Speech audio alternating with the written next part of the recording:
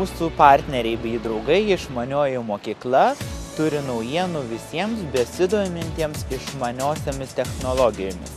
Taip pat praneš apie naują užsiėmimą. Kviečiu pasižiūrėti. Išmanioji mokykla jau antrus metus organizuoja užsiėmimus vaikams ir suaugusiesiems.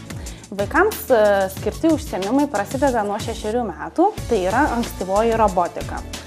Taip pat ir vyresni gali ateiti į robotikos užsiėmimus, į skaitmeninės fotografijos užsiėmimus, į 3D meno užsiėmimus ir į elektronikos užsiėmimus. Dar labai ir populiarėjantis užsiėmimas yra programavimas, į kurį gali ateiti taip pat ir suaugusieji.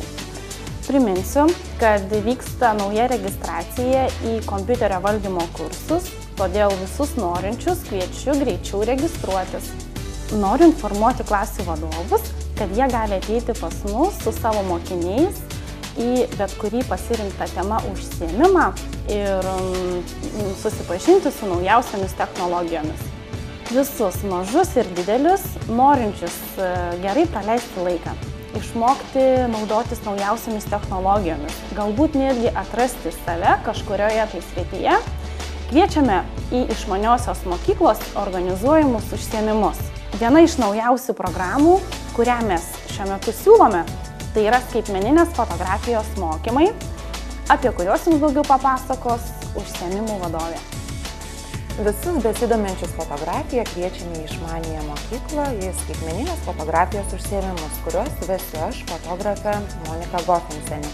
Pati fotografuoju jau 5 metai, tad galiu su jumis pasidalinti savo patirtimi ir įgytomis žiniomis.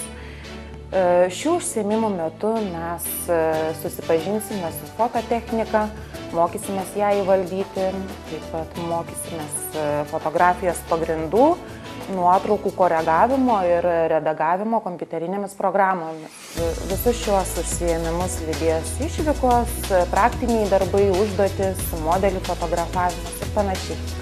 Tad kviečiame visus ir vaikus ir suaugusius registruotis į fotografijos užsiėmimus.